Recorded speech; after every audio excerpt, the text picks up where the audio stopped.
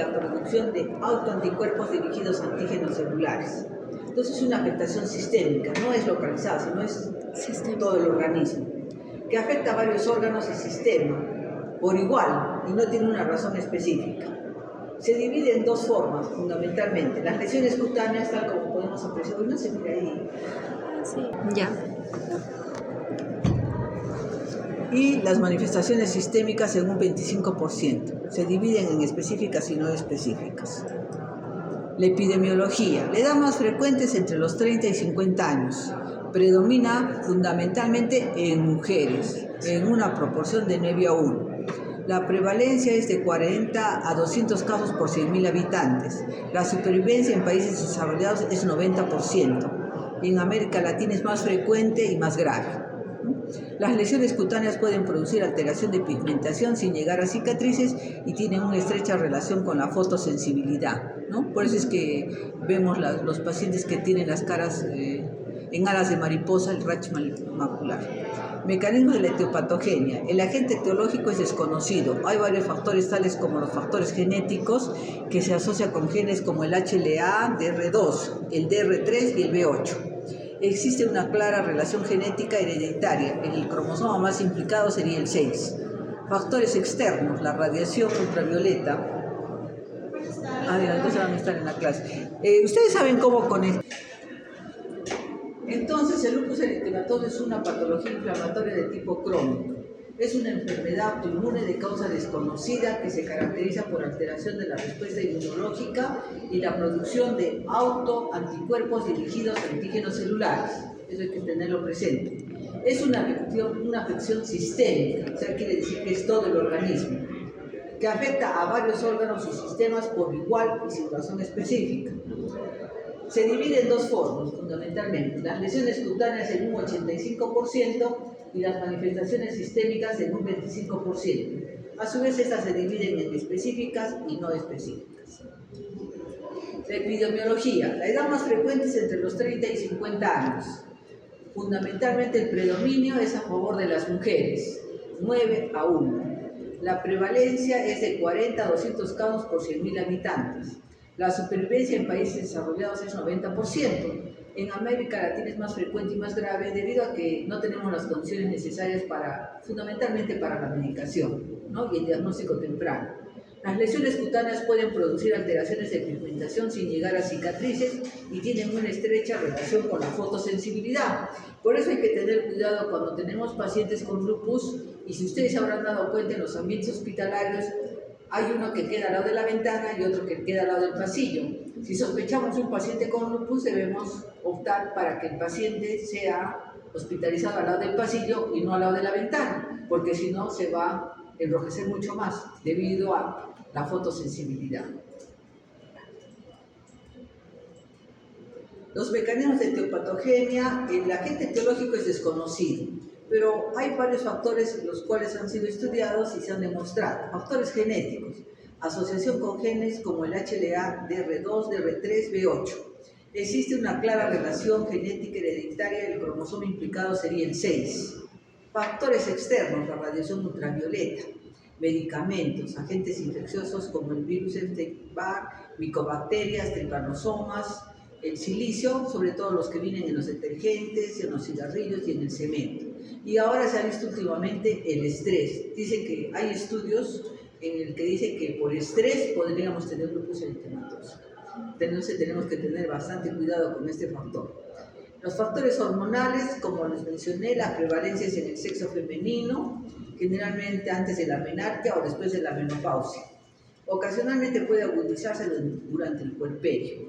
Entre los factores inmunológicos tenemos que hay disminución de los linfocitos supresores y los linfocitos B, que generan una cantidad excesiva de anticuerpos. Factores farmacológicos. Se han encontrado más de 40 fármacos que podrían asociarse al LESI. Esto en realidad es importante, sí, pero sobre todo porque es reversible. O sea, dejo de tomar esa medicación y me desaparecería el lupus, ¿no? Entonces, una vez suspendido el fármaco, la sintomatología mejora. Los fármacos están divididos por categorías. La primera, son los que sí se han confirmado que tienen relación con el lupus, como es la procainamida, la metildopa y la quinidina 19. La segunda categoría tenemos los fármacos anticonvulsivantes, antitiroideos y bloqueadores beta. Y la tercera clase son las tetraciclinas y el ácido valproico. Entre los síntomas clínicos, la evolución clínica y la gravedad son muy inciertas. Hay pacientes que durante muchos años tienen lupus y no tienen ninguna manifestación. Y sin embargo hay otros pacientes que tienen manifestaciones y son agudas, inclusive se pueden morir. Los pacientes presentan su enfermedad con periodos de actividad y remisión. Cualquier órgano puede ser afectado. Presentan síntomas generales como febrícula, malestar general, anorexia y pérdida de peso. Se presentan en el 90% las manifestaciones articulares como artralgias. Por eso habrán visto bastantes pacientes que hace años se les decía artritis reumatoidea, y sin embargo su fondo era lupus eritematoso. Frecuentemente se afectan las articulaciones interfalángicas, proximales, metacarpofalángicas y rodillas. Hay mialgias y debilidad, osteonecrosis aséptica fundamentalmente cuando utilizamos corticoides. Miren, esta es una característica muy importante de la artropatía de Charcot. Semiológicamente se va a describir como la desviación cubital junto con la deformidad en cuello de cisne de los dedos pulgar y enceta, ¿no? Es importante que nos fijemos en la figura porque eso nos va a permitir semiológicamente fácilmente distinguirlo. Tú miras al paciente y dices, esta es una artropatía de Charcot, y entonces puedo inferir de que puede ser un lupus eritematoso sistémico. En cuanto a las manifestaciones hematológicas, la anemia, 70%, leucopenia, un 60%, suele ser leve y suele acompañarse de linfopenia, trombocitopenia, un 15 a 25%, trombosis arterial, puede presentarse alteraciones en la coagulación con la presencia del anticoagulante lúpico y el anticuerpo antifosfolipídico. Las manifestaciones cutáneas y mucosas, las inespecíficas, las más comunes son la fotosensibilidad, en un 70% con la livedo reticularis que ya vimos, ¿no? La anterior clase. Manifestaciones específicas tenemos las lesiones agudas, eritema malar en alas de mariposa, es patognomónico. Recuerden, tú miran al paciente y miran la fotosensibilidad en forma de alas de mariposa. Las lesiones subagudas son erupciones maculopapulares en cualquier área del organismo, ampollas, úlceras en piel, eritema moteado en palma de manos y dedos. Lesiones crónicas como el lupus discoide. Para que nos fijemos, miren la del livedo reticularis, la fotosensibilidad, las úlceras orales, las telangiectasias. Eso tenemos que fijarnos bien para que lo memoricemos visualmente y podamos hacer los diagnósticos aún sin saber la sintomatología del paciente. Miren, lesiones de urticaria, alopecia, caída de cabello, nódulos subcutáneos y las vasculitis, ¿no? Estas úlceras. Las manifestaciones neurológicas y psicológicas pueden ser afectados en un 50 a 60%. Puede haber cefalea, cambios de conducta e inclusive convulsiones. Cuadros de psicosis, neuropatías periféricas, disfunción cerebelosa e inclusive ansiedad y depresión. O sea, podemos confundir estos cuadros clínicos y pensamos que es ansiedad, que es depresión, y no sabemos el factor etiológico que puede ser un lupus, ¿no? Por eso dijimos en la anterior clase de que son enfermedades de difícil diagnóstico. ¿Por qué? Porque tienen sintomatología diversa. Las manifestaciones pulmonares, tenemos que el síndrome pleural, con tos, fiebre y disnea. Más del 50% de pacientes han presentado en alguna oportunidad esa patología. Las manifestaciones pulmonares son las responsables de la mortalidad. La pericarditis es la afectación cardíaca más frecuente y la miocarditis un 15% se debe sospechar con falla cardíaca izquierda, cardiomegalia y arritmias. Las manifestaciones renales se dan en forma de glomerulonefritis, aparecen en un 50% de los pacientes y en ocasiones puede ser el único síntoma de un lupus eritematoso sistémico. O sea, van por una causa, una patología renal, y luego cuando hacemos el estudio de la enfermedad en general, encontramos que la etiología es un lupus eritematoso sistémico. Son la principal causa de mortalidad. Manifestaciones gastrointestinales, alteración de la motilidad intestinal, pancreatitis, ascitis, y la complicación más grave es la vasculitis. Nosotros tuvimos un paciente de 22 años que estudiaba ingeniería en la UNSA, y un sábado en la tarde va a hospitalizarse por pancreatitis, que había ido a una parrillada, pero él decía que solamente había ido por decir a las 4 de la tarde y a las 5 de la tarde se siente mal. Lógicamente que todo el mundo piensa que es mentira, ¿no? Piensa que todo el día habrá estado tomando y comiendo, por eso le da la pancreatitis. Ingresa a la UCI por la gravedad de su cuadro y luego mejora y sale de la hospitalización. Pasan 3 meses y comienza a presentar edemas y va a nefrología y se le consideraba como un síndrome nefrótico. Luego se hospitaliza y, bueno, dice, es un síndrome nefrótico, se le da tratamiento y mejora, se va a su casa. De repente viene un día a trauma shock por un derrame pleural. Entonces, no es la causa, es el síndrome nefrótico. Se va a su casa, se compensa y luego regresa porque tenía un derrame pericárdico. Entonces, todo el mundo asume que es por el síndrome nefrótico. Bueno, la cosa es que venía así simultáneamente un día tras otro, acerca de las complicaciones que tenía. Yo en ese tiempo era residente y te puedes imaginar, todas las noches, a medianoche, 3 de la mañana, venía con un cuadro grave, a shock trauma. Entonces yo dije, ya para que no venga a estas horas, mejor lo hospitalizo. Y lo hospitalicé. Entonces dije, así lo cuido bien, le doy su tratamiento y ya no va a venir por estas complicaciones, pensando que él se descuidaba, ¿no?, de su tratamiento. Sin embargo, cuando estuvo en la hospitalización, continuaban los síntomas, pero hasta en ese momento no le hicimos ningún descarte inmunológico. Hasta que un día le mandé a 2 alumnas para que le hagan la historia clínica. Entonces al día siguiente le pregunto y le digo, Manuelita, ¿qué te parecieron las doctoras? ¿Cómo te hicieron la historia clínica? Ah, sí, me dice, me preguntaron todo, yo también les informé todo. ¿Pero qué te parecieron? O sea, yo le pregunté eso porque las 2 chicas eran, ¿cómo te puedo decir? Una era rubia y una era de cabello negro. Y había unas propagandas en la televisión que decían la rubia y la morena. Entonces todos los pacientes querían la rubia y la morena. Nos decían, por favor, doctora, mándeme a la rubia, mándeme a la morena. Por lo de la propaganda asumían. Entonces, me llamó la atención que él, siendo joven, no me dijera, venía una rubia y una morena, ¿no? Porque era bastante, tenían el cabello largo, o sea, era bien notorio, ¿no? Y entonces me dice, no las he visto, pero no me has dicho que te han hecho la historia. Sí, me dice, igual que a usted, pero a usted no la veo, igual escucho. O sea que no me ves. No, me dijo. Dije yo, lo llamé al doctor Sánchez, que éramos residentes del mismo año, y le digo, Jorge, el paciente no mira. Entonces Jorge viene y me dice, es silla de ruedas, llevémonos a oftalmología, y lo llevamos. Efectivamente, no mira. Una complicación oftalmológica. Entonces recién ahí es que pensamos de que tenía otro problema, ¿no? O sea, ya no podía ser un problema renal simplemente, o sea, un síndrome nefrótico. Y le pedimos los exámenes inmunológicos y le salió anti-DNA positivo, ¿no? Pero nos demoramos más de varios meses en hacer el diagnóstico etiológico, ¿no? Entonces ahí miran pancreatitis. La literatura dice que muchas veces hay pacientes que debutan con pancreatitis. Fue una mala coincidencia del paciente, ¿no?, que ese día fue a esa parrillada y por eso vino con un diagnóstico de pancreatitis. Todo el mundo pensaba que había tomado y había comido mucho. Y así. Fue un debut de su lupus eritematoso. En las manifestaciones obstétricas los abortos son recurrentes. En algunos casos pueden llegar al término del embarazo, siendo frecuentes los brotes de lupus eritematoso sistémico. O sea, el paciente está estable y de repente se embaraza, se activa la enfermedad.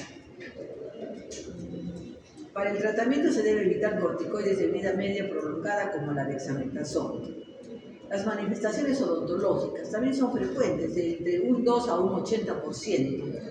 Las lesiones se pueden presentar como úlceras y eritema discoide y se pueden ubicar en el paladar duro, carrillos, glándulas salivales, caries en piezas dentarias y trastornos en la articulación temporomandibular. En ocasiones vienen por problemas en la saliva, te dicen, tengo problemas en la saliva, la siento diferente.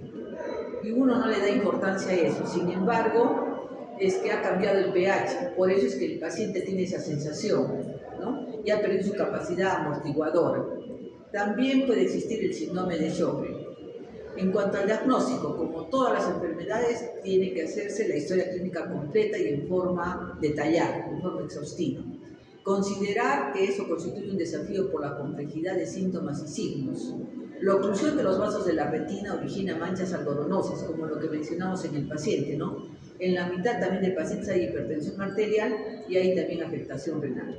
Actualmente se utilizan los criterios de clasificación SLIC para realizar el diagnóstico. Si se cumplen 4 de los 17 criterios y por lo menos un criterio clínico y uno inmunológico, o al comprobar una nefritis lúpica por biopsia, en presencia de ANA o autoanticuerpos anti-ADN.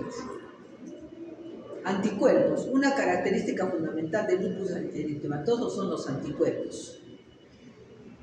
Esos pueden ser efecto del daño tisular. Los antígenos responsables son los ácidos nucleicos y proteínas nucleares que proceden de células apoptóticas, lo que desencadena una reacción linfocitaria de células T y B con una alta respuesta autoinmune.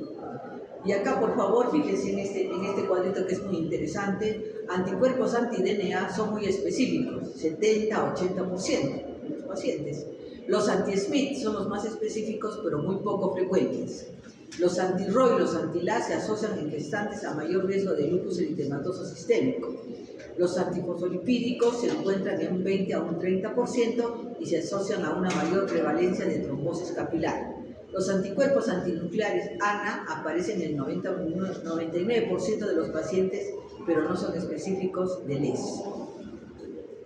¿Ya? Este es importante, me hace recordar la historia de una jovencita de 19 años que va al policlínico de Yanaguara por fiebre. Entonces el interno que estaba ahí, como era de noche, le indica penicilina. Y dicen que es alérgica a la penicilina y le ponen dexametasona, le dan eritromicina y le dan corticoides para su caso. Le pasa la fiebre, el malestar. Pasa como un mes y de repente comienza a presentar nuevamente fiebre. Vuelve a ir al policlínico, nuevamente le damos corticoides, la eritromicina. Teóricamente era un problema respiratorio simple. Era una chica joven y pasan 2 meses y nuevamente presenta fiebre. Y por eso la hospitalizo. Entonces yo la veo en el policlínico de Yanaguara, pero era tan evidente, o sea, para eso nos sirve precisamente la semiología.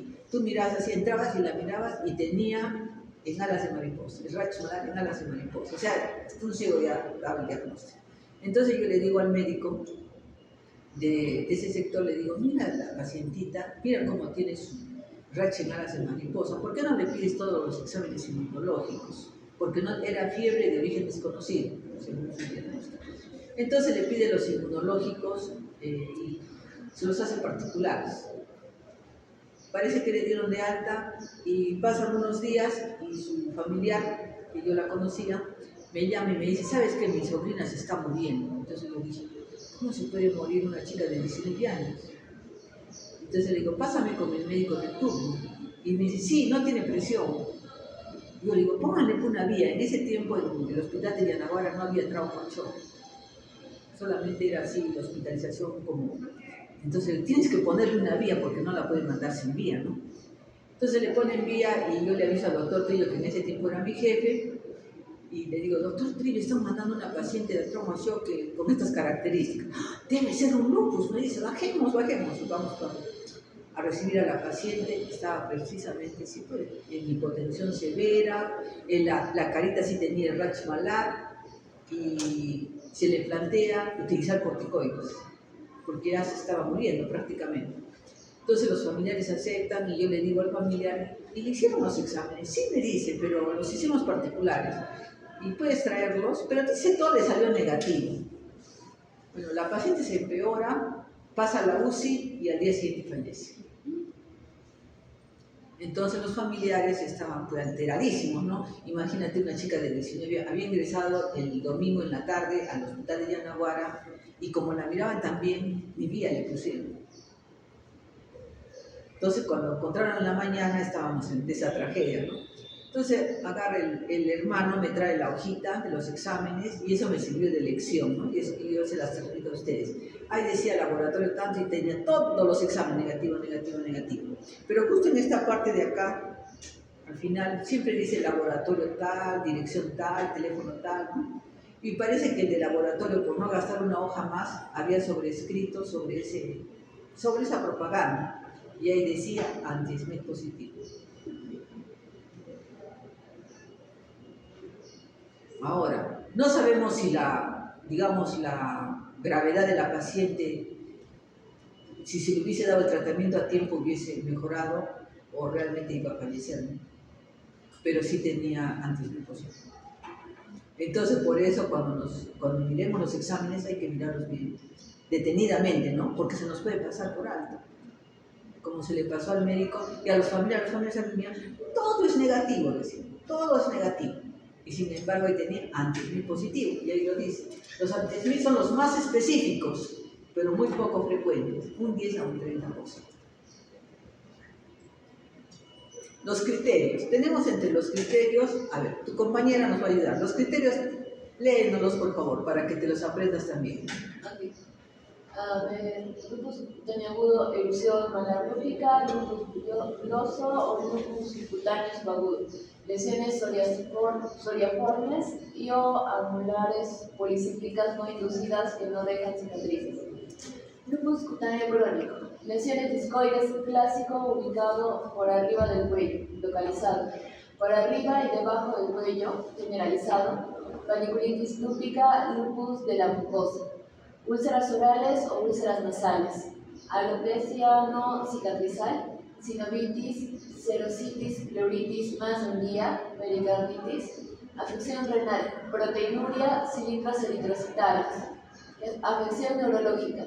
Convulsiones, psicosis, mononeuritis múltiple, mielitis, neuropatía periférica o craneal, anemia hemolítica, leucopenia menos de 4.000 o linfopenia menos de 1.000, trombocitopenia menos de 100 platelets.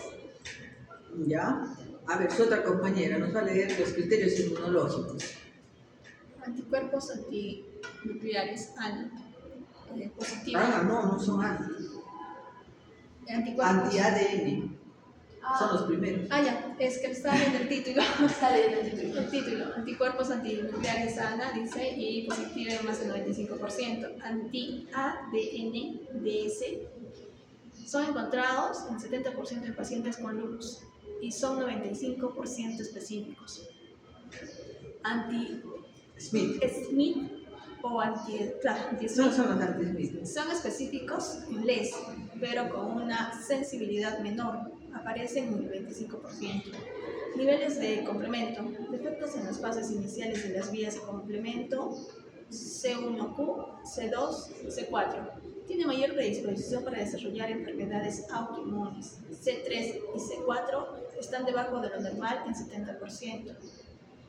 COMS directo positivo, en ausencia de anemia hemolítica, y anticuerpos antifosfolípidos positivos. Anticoagulante lúpico, anticardiolipina. Títulos medios o altos. 8 títulos. No, no es 8. Títulos medios o altos, IgG, IgM, IgA. O anti-B2, glicoproteína 1, IgG, IgM, IgA. Entonces, para el diagnóstico tenemos que ver la anamnesis, el examen físico y los exámenes de laboratorio y de imagenología. Acá en la anamnesis una cosa que es bastante simple y que a ver si alguna voluntaria nos dice, ¿qué es el fenómeno? ¿Cómo digo semiológicamente qué es el fenómeno de Raynaud? Que cambia el color principalmente de las partes distales de los dedos. No, pero dime semiológicamente cómo lo describes. Semiológicamente, ¿ya? Pues cambio la coloración. No puedo decir eso.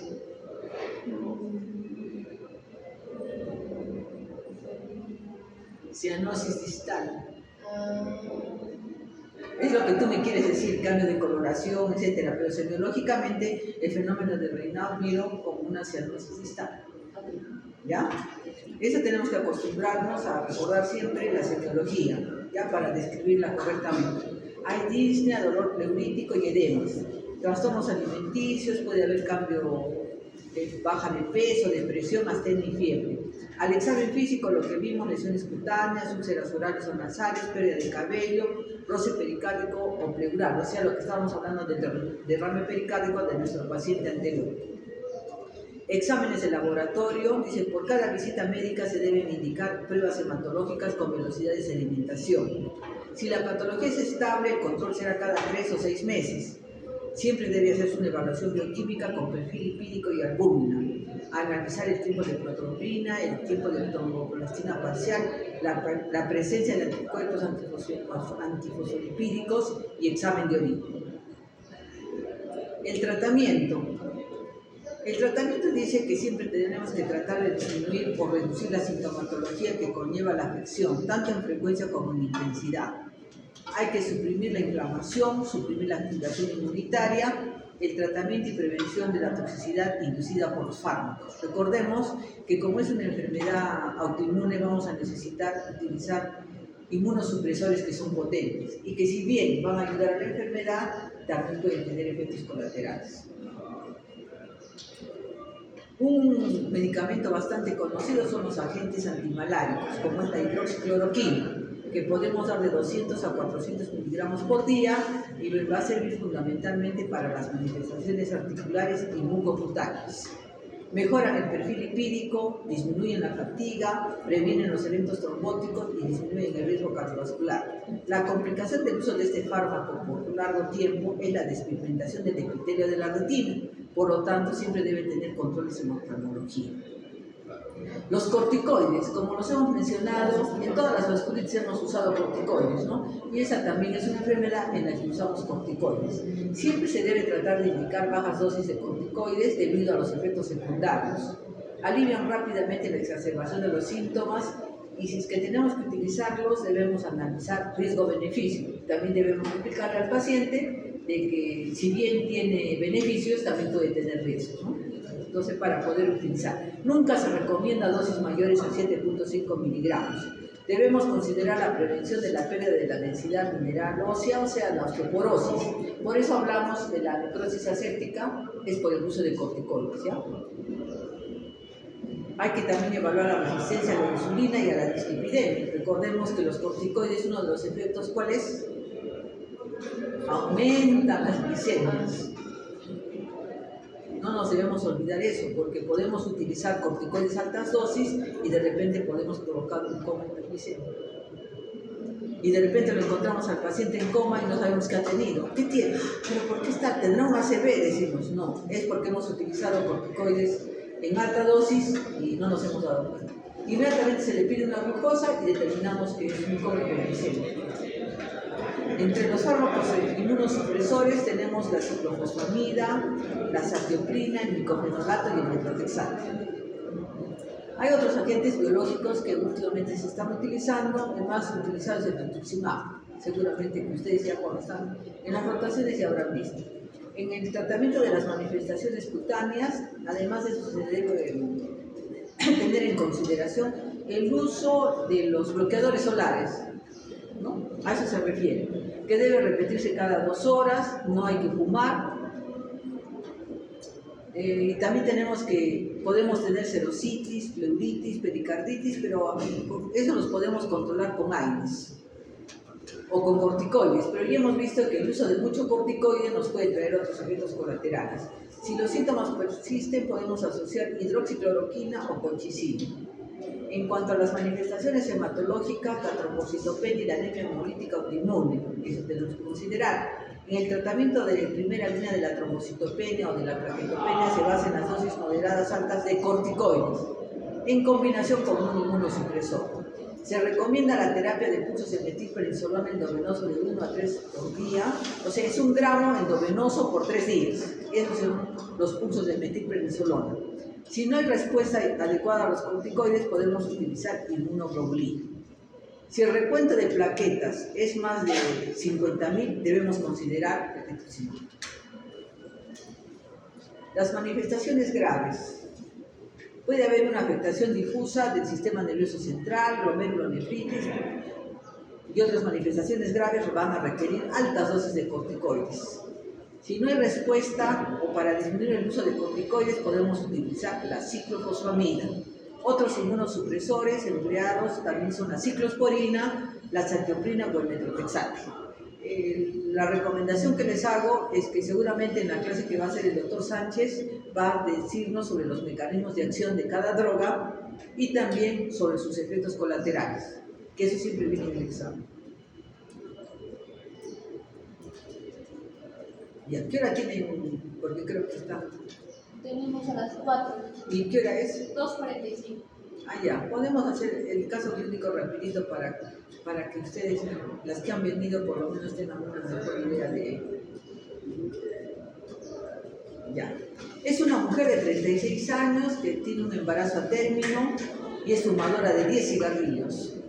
6 meses tiene artralgia, estupefacción de manos, dolor de espalda y hombros. Y hace un mes se le asoció febrícula y edema facial. Al examen físico tiene fiebre 38.5, una presión normal, edema palpebral, adenopatías laterocervicales. Frecuencia cardíaca 120 por minuto. Hepatosplenomegalia, edema dos cruces en miembros inferiores, lesiones en piernas y palmas y manos. No sé si ustedes habrán visto alguna vez un paciente, son bien claras las lesiones en palmas de manos. Son interesantes, son para nunca olvidarse. Espero que tengan la oportunidad de poder verlo.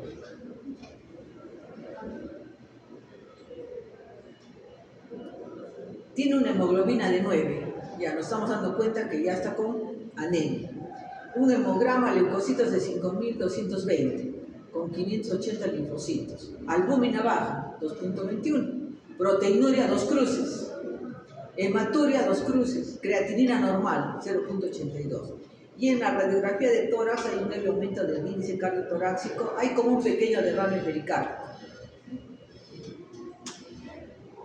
Entonces la impresión diagnóstica va a ser descartar vasculitis, y entre descartar la vasculitis también podemos descartar que es un lupus eritematoso sistémico, descartar infección por parvovirus o descartar artritis reumatoidea. Entonces hago el diagnóstico diferencial con todos los. Entonces yo comenzaré, enfermedad, infección por parvovirus humano B19, la cronología es aguda, la inflamación sí existe, la distribución van a ser pequeñas articulaciones simétricas, afectación axial no, afectación articular un rancho malar. A ver, su compañera, ya, a ver, la artritis reumatoidea. Ya, la artritis reumatoidea, la cronología es crónico, sí hay inflamación, disolución en pequeñas y grandes articulaciones, sí hay simetría, afectación facial, cervical y afectación extraarticular no. El lupus eritematoso sistémico, la cronología es crónico, inflamación sí existe, distribución, pequeñas articulaciones, sí hay simetría, no hay afectación facial y afectación extraarticular, hay rash, malar, úlceras orales. Fibromialgia. La cronología es crónica, no hay inflamación, la distribución es en extremidades proximales y distales, la simetría puede o no haber, afectación axial es cervical y lumbar y no hay afectación extraarticular. Entonces, en los exámenes de laboratorio tengo que averiguar el tipo de anemia, ¿no es cierto? Y le hemos hecho la prueba de Kuhn. Y en la prueba de Kuhn me sale IgG positivo. Y en la extensión de la sangre periférica presente esferocitosis y esquistosis. Una anemia hemolítica autoinmune. O sea, todo eso me dice que es una anemia hemolítica autoinmune. La función renal, normal.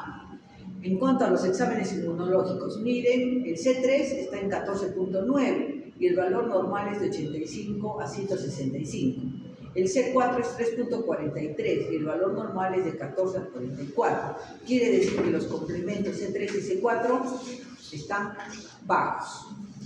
Anticuerpos antinucleares 1 sobre 1280. Anti-DNA nativo 1 sobre 640 por inmunofluorescencia y la proteína C reactiva elevada 5.69. Entonces todo esto me está corroborando que es un paciente que tiene un problema inmunológico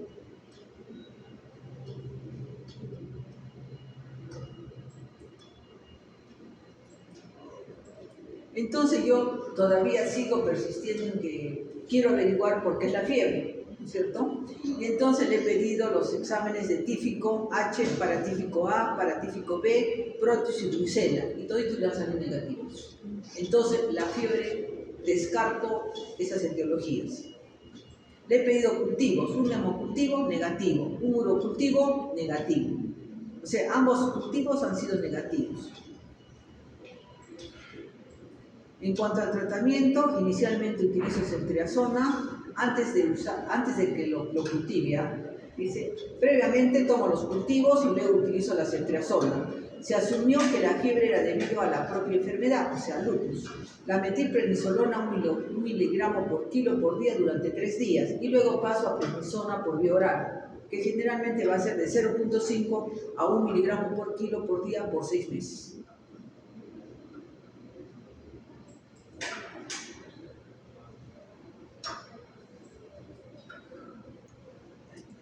¿Alguna pregunta?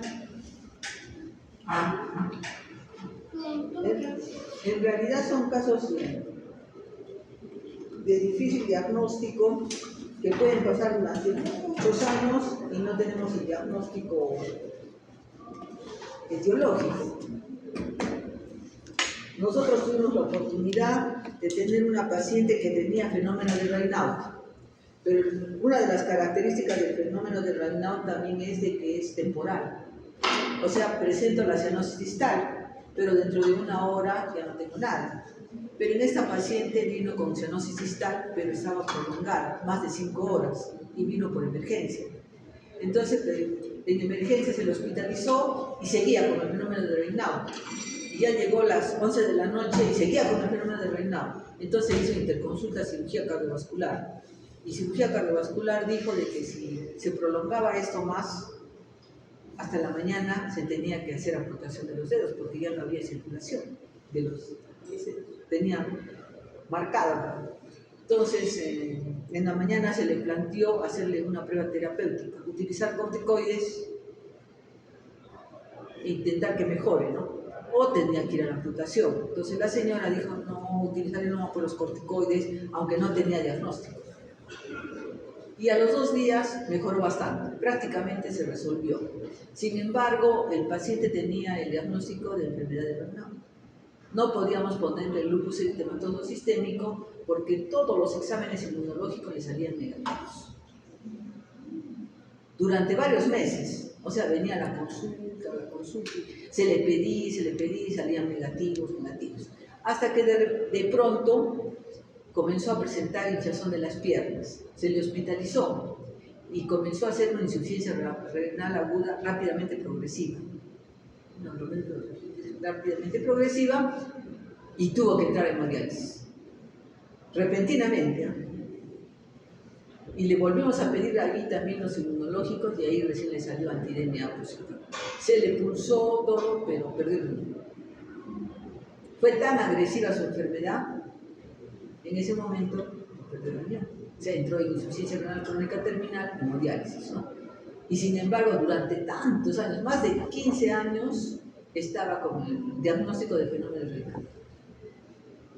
Entonces quiere decir que estas enfermedades son muy difíciles de diagnosticar. No podemos decir que vamos a hacer, miramos a un paciente y decimos, ya, lupus eritematoso, ya, Beckman, ya, Schiller-Strauss. Eso es imposible. Pero siempre los tenemos que tener en mente que puede considerarse que ese tipo de enfermedades. Ya, doctor.